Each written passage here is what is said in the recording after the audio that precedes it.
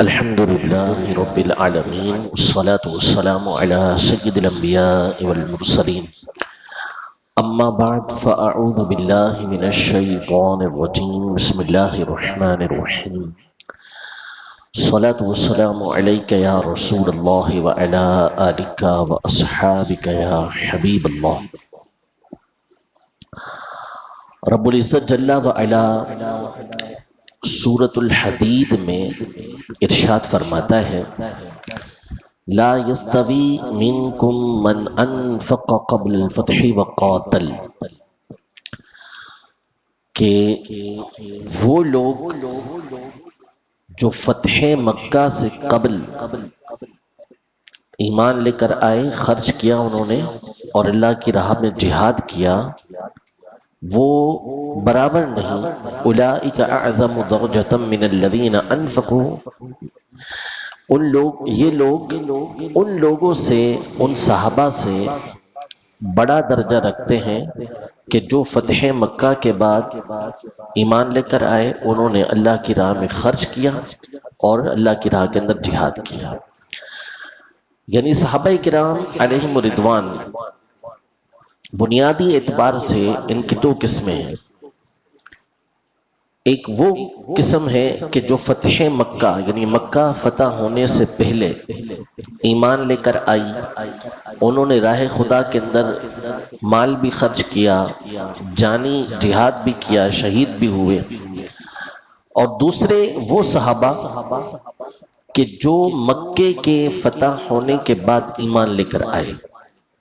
اور انہوں نے اللہ کی راہ میں جہاد کیا اور خرچ کیا.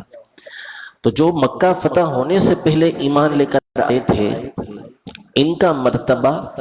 ان صحابہ سے زیادہ ہے، بڑا ہے جو مکہ فتح ہونے کے بعد ایمان لے کر آئے.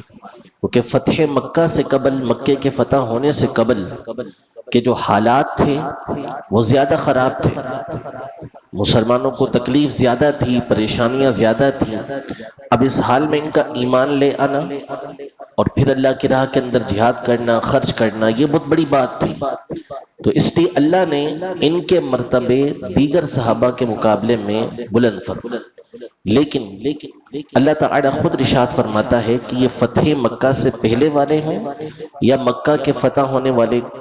مکہ فتح ہونے کے بعد والے ہوں، وَكُلًّا وَعَدَ اللَّهُ الْحُسْنَى، اللہ نے تمام سے جنت کا وعدہ فرما لیا ہے. یعنی جتنے بھی صحابہ ہیں، چاہے وہ مکہ فتح ہونے سے پہلے ایمان لے کر آئے ہیں یا مکہ فتح ہونے کے بعد ایمان لے کر آئے ہیں، ہر ایک سے اللہ تعالی نے اس بات کا وعدہ فرمایا کہ ان کو جنت کے اندر داخل فرمائے گا. تو ہر صحابی نبی یہ جنتی ہے. ٹھیک ہے.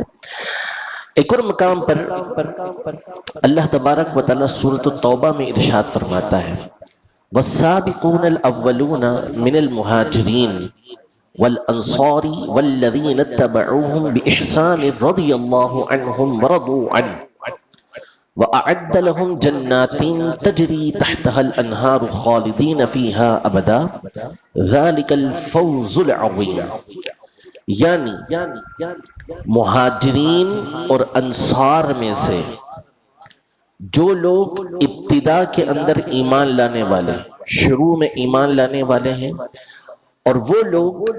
کہ جو ان کی نیکی کے ساتھ، بھلائی کے ساتھ پیروی کرنے والے، ان کے پیچھے چلنے والے، یعنی انصار ہوں، مہاجرین ہوں، جو صحابہ کرام علیہم رضوان ہیں وہ، اور جو ان صحابہ کی پیروی کرنے والے ہیں بھلائی کے ساتھ، نیکی کے ساتھ، جیسے تابعین ہیں. تابعی کا مطلب ہوتا ہے وہ ہستی کہ جس نے ایمان کی حالت میں کسی صحابی کی زیارت کی ہو، ان کی صحبت اختیار کی ہو، تو ایسے کو تابعی بولتے ہیں. تو اب جو تابعی بھلائی کے ساتھ، نیکی کے ساتھ ان کی پیروی کرنے والے ہیں، یا بعد میں آنے والے افراد، چاہے وہ آج کے دور کے اندر کے ہوں، اگر وہ احسان کے ساتھ، بھلائی کے ساتھ، نیکی کے ساتھ صحابہ کے پیچھے چلتے ہیں، یعنی ان کے طریقہ کار کو اختیار کرتے ہیں، تو اب ان کی فضیلت اللہ تعالیٰ یہ ارشاد فرماتا ہے کہ رضی اللہ عنہم ورضوا عنہ، اللہ ان سے راضی ہوا اور یہ اللہ سے راضی ہوا. اللہ ان سے راضی ہوا اور ان سے یہ اللہ تعالی سے راضی ہوئے. وَأَعَدَّ لَهُمْ جَنَّاتٍ تَجْرِي تَحْتَهَا الْأَنْهَارُ، اللہ نے ان کے لیے ایسے باغات، ایسی جنتیں تیار کر رکھی ہیں کہ جن کے نیچے نہریں بہتی ہیں، جن کے اندر نہریں جاری ہیں، جنت کے باغات ہیں.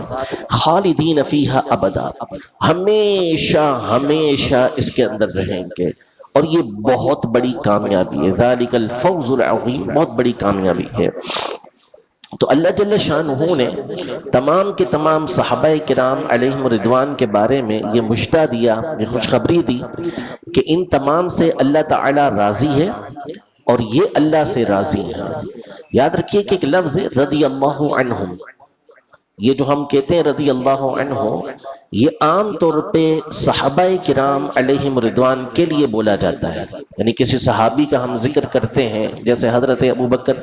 صدیق رضی اللہ تعالی عنہ، حضرت عمر رضی اللہ تعالی عنہ، حضرت عثمان رضی اللہ تعالی عنہ، حضرت علی رضی اللہ تعالی عنہ. تو یوں صحابہ کے نام کے ساتھ یہ ذکر کیا جاتا ہے. لیکن قرآن کی اس آیت سے اور ایک اور آیت جو سورہ بینہ کی آخری آیت ہے، اس سے علماء نے یہ واضح مسئلہ بیان کیا کہ اگر کسی ولی کے ساتھ، کسی تابعی کے ساتھ بھی رضی اللہ عنہ بولا جائے تو اس میں کوئی حرج نہیں ہے،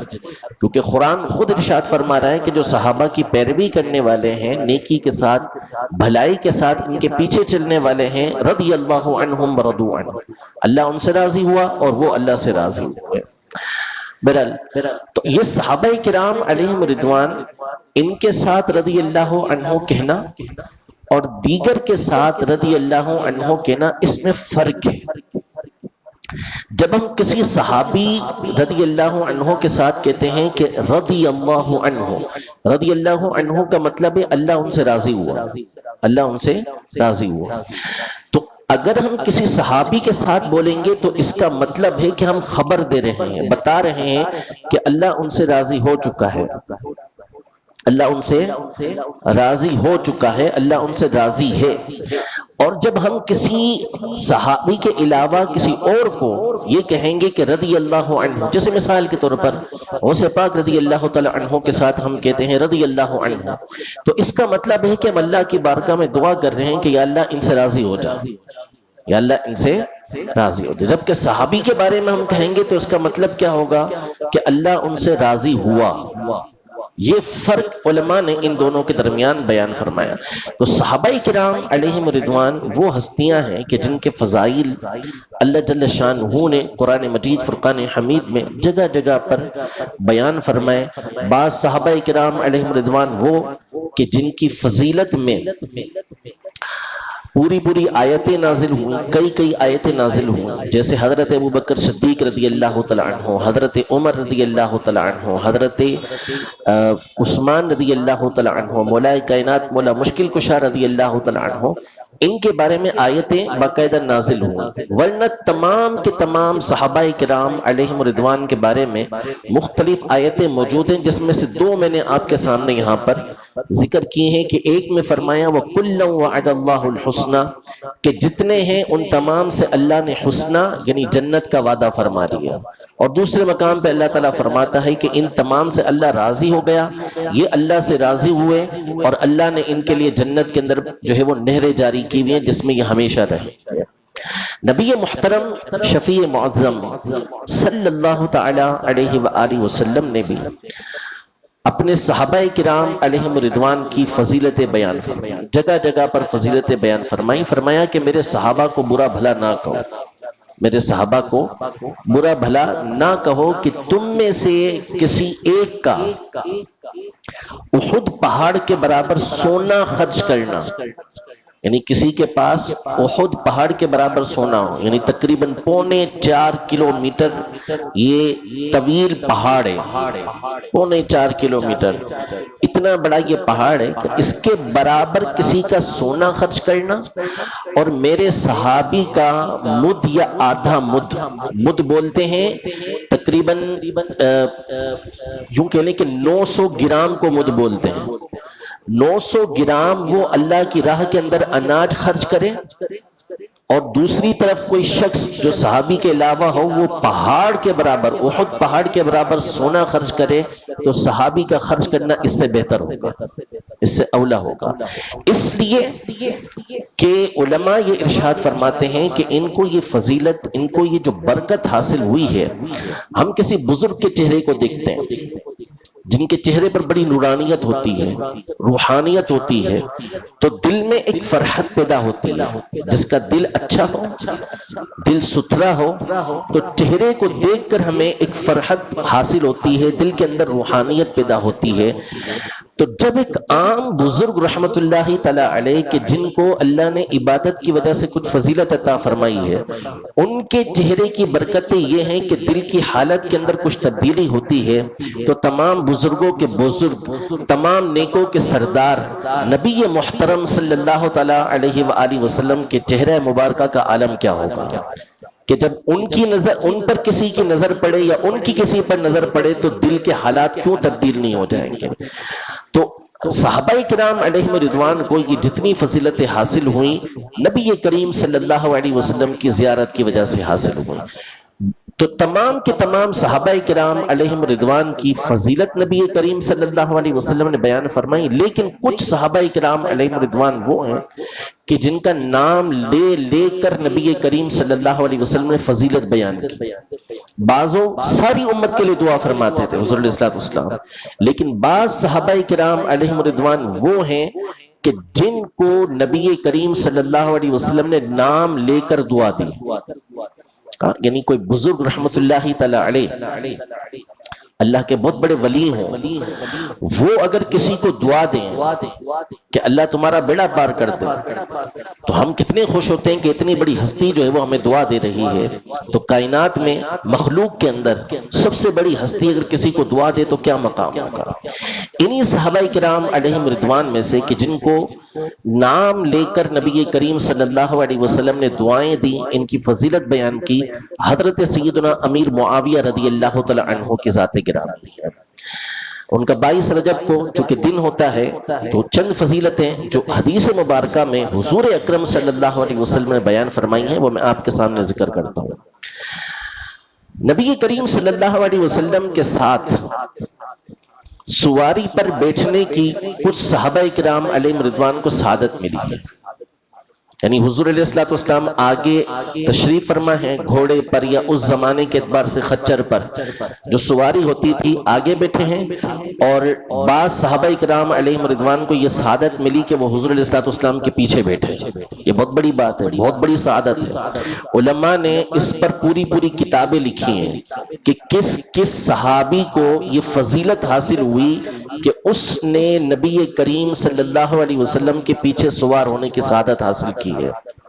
حضور علیہ الصلوۃ والسلام کے پیچھے سوار ہوئے، جیسے اسامہ بن زید رضی اللہ تعالی عنہ ہے، حضرت فضل بن عباس رضی اللہ تعالی عنہ ہے، یہ حضرات حضرت معاذ بن جبل رضی اللہ تعالی عنہ ہے، یہ حضرات حضور علیہ الصلوۃ والسلام کے پیچھے سواری پر بیٹھے ہیں۔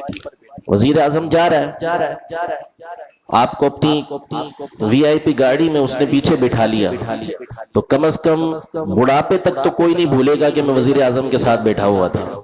بڑھاپے تک اس کو یاد رہے گا، ہو سکتا ہے کہ نزا سے پہلے کچھ بھولے تو بھولے، ورنہ ہمیشہ یاد رکھے گا کہ وزیر اعظم کے ساتھ پجاروں کے اندر بیٹھنے کا موقع ملا تھا۔ تو نبی محترم صلی اللہ علیہ وسلم کے جن کا ہاتھ کسی کو چھو جائے تو وہ برکت والا ہو جائے، ان کے پیچھے صحابہ کرام علیہ رضوان سواری پر بیٹھے۔ انہی میں سے ایک حضرت سیدنا امیر معاویہ رضی اللہ عنہ کی ذات ہے۔ امام بخاری رحمۃ اللہ تعالی علیہ اپنی کتاب التاریخ الکبیر میں یہ حدیث مبارکہ روایت کرتے ہیں کہ حضرت امیر معاویہ رضی اللہ عنہ فرماتے ہیں کہ میں ایک دفعہ نبی کریم صلی اللہ علیہ وسلم کے ساتھ سواری پر بیٹھا ہوا تھا، پیچھے بیٹھا ہوا تھا، میرا جسم پیٹ جو ہے وہ نبی کریم صلی اللہ علیہ وسلم سے مس کر رہا تھا، ٹچ کر رہا تھا۔ تو حضور علیہ الصلوۃ والسلام نے ارشاد فرمایا کہ اے معاویہ تمہارے جسم کا کون سا حصہ مجھ سے ٹچ کر رہا ہے؟ تو میں نے عرض کی میرا پیٹ آپ کے جسم سے مس کر رہا ہے۔ تو نبی کریم صلی اللہ علیہ وسلم نے اللہ کی بارگاہ میں دعا کی کہ یا اللہ ان کے اس حصے کو حلم یعنی بردباری اور علم سے بھر دے۔ حلم اور علم، حلم یعنی برداشت، درگزر کرنا اس سے اور علم سے بھر دے۔ نبی کریم صلی اللہ علیہ وسلم کی دعا قبول نہ ہو ایسا کیسے ہو سکتا ہے؟ صحابہ کرام علیہم رضوان میں ایک بنیادی مقام علمی اعتبار سے حضرت امیر معاویہ رضی اللہ تعالیٰ عنہ کو حاصل تھا، اسی طرح آپ کی جو بردباری، جو برداشت تھی، کسی کی بات کے اوپر برداشت کرنا، اس سے درگزر کرنا، یہ بے مثل و بے مثال تھا۔ ایک روایت کے مطابق ارشاد فرمائے کہ احلم امتی معاویہ، میری امت میں بڑے بڑے برداشت کرنے والے، صبر کرنے والے، درگزر کرنے والوں سے معاویہ ہیں۔ اسی طرح جامع ترمذی کی ایک حدیث مبارکہ ہے، نبی محترم صلی اللہ تعالی علیہ وآلہ وسلم نے ارشاد فرمایا، حضرت امیر معاویہ رضی اللہ عنہ کے لیے، اللہم اجعلہ ہادیا ومہدیا، اے اللہ ان کو ہدایت یافتہ بنا، یعنی ایسی ذات بنا کہ جو ہدایت والی ہو، اور ایسی ہستی بنا کہ جن کے ذریعے لوگ ہدایت حاصل کریں، جن کے ذریعے لوگ ہدایت حاصل کریں۔ یہ نبی کریم صلی اللہ علیہ وسلم نے دعا دی، اور ایک دعا یہ دی کہ وقہ عذاب النار، کہ ان کو جہنم کے عذاب سے تو محفوظ رکھ۔ ایک اور حدیث مبارکہ میں نبی کریم صلی اللہ علیہ وسلم نے ان کو جنت کی بشارت عطا فرمایا۔ تو آپ رضی اللہ تعالی عنہ کے فضائل بے شمار ہیں، اور بنیادی وجہ نبی کریم صلی اللہ تعالی علیہ وآلہ وسلم کی صحبت مبارکہ ہے۔ کسی شخص نے عبداللہ بن مبارک رضی اللہ تعالی عنہ سے پوچھا کہ حضرت امیر معاویہ افضل ہیں یا حضرت عمر بن عبدالعزیز رحمۃ اللہ تعالی علیہ؟ عمر بن عبدالعزیز رحمۃ اللہ تعالی علیہ یہ تابعی بزرگ ہیں، صحابی نہیں ہیں، تابعین میں سے شمار ہوتے ہیں، جبکہ امیر معاویہ رضی اللہ تعالی عنہ صحابی ہیں۔ اور اہل سنت کا یہ نظریہ اور عقیدہ ہے کہ کوئی بھی تابعی بڑے سے بڑا ولی ہو، وہ کسی صحابی کے درجے پر نہیں پہنچ سکتا۔ اب کسی نے سوال کر لیا کہ حضرت امیر معاویہ رضی اللہ تعالی عنہ کا مرتبہ بڑا ہے یا حضرت عمر بن عبدالعزیز کا؟ تو عبداللہ بن مبارک رحمۃ اللہ تعالی علیہ نے فرمایا کہ حضرت امیر معاویہ رضی اللہ تعالی عنہ کے گھوڑے سے، ان کے پاؤں مارنے سے جو غبار اڑا تھا، جو دھول اڑی تھی، اور وہ نبی کریم صلی اللہ علیہ وسلم کے ساتھ تھے، وہ دھول بھی عمر بن عبدالعزیز رضی اللہ تعالی عنہ سے افضل ہے، بڑھ کر ہے۔ کیوں؟ اس لیے کہ صحابی رضی اللہ تعالی عنہ ہیں، نبی کریم صلی اللہ علیہ وسلم کا ساتھ ان کو نصیب ہوا ہے۔ اہل بیت اطہار رضی اللہ تعالی عنہم، جن کی تعظیم و تکریم ہر مسلمان پر فرض ہے، سیدنا امیر معاویہ رضی اللہ تعالی عنہ اہل بیت اطہار کی انتہا درجے کی تعظیم کیا کرتے تھے، بالخصوص سیدنا امام حسن رضی اللہ تعالی عنہ، ان کا بہت ادب و احترام کرتے تھے، خدمت بجا لاتے تھے۔ امام حسن رضی اللہ تعالی عنہ کی جو ایک بہت بڑی فضیلت ہے وہ یہ ہے کہ آپ سر مبارک سے سینے تک نبی کریم صلی اللہ تعالی علیہ وسلم جیسے نظر آتے تھے، صورت شکل جو تھی وہ سر سے لے کر سینے تک بالکل حضور علیہ الصلوۃ والسلام جیسی تھی۔ جب بھی حضرت امام حسن رضی اللہ تعالی عنہ حضرت امیر معاویہ رضی اللہ تعالی عنہ کے پاس آتے تو حضرت امیر معاویہ رضی اللہ تعالی عنہ اپنی نشست سے، جس کرسی یا تخت پر آپ بیٹھے ہوتے تھے، اس سے کھڑے ہو جاتے اور امام حسن مجتبی رضی اللہ تعالی عنہ کو اس پر بٹھاتے اور خود ہاتھ باندھ کر سامنے کھڑے ہو جایا کرتے تھے، اور خدمت یہ کرتے کہ اس زمانے کے اعتبار سے بعض اوقات آپ نے لاکھ درہم اور بعض مرتبہ 3 لاکھ درہم حضرت امام حسن رضی اللہ عنہ کی بارگاہ میں پیش کی، اتنا زیادہ خدمت کیا کرتے تھے۔ اللہ نے ان کو یہ مقام و مرتبہ عطا فرمایا کہ ان کو سلطنت اسلام عطا فرمائی، حاکم اسلام بنایا، اور ان کے چرچے اللہ تبارک و تعالی نے قیامت تک کے لیے جاری کر دیے۔ اللہ رب العزت جل وعلا ہمیں تمام صحابہ کرام علیہم رضوان کی تعظیم و تکریم کرنے کی توفیق عطا فرمائے، اور ان کی شفاعت کل بروز قیامت اللہ تعالی ہمیں عطا فرمائے، آمین بجاہ النبی الامین صلی اللہ تعالی علیہ وآلہ وسلم۔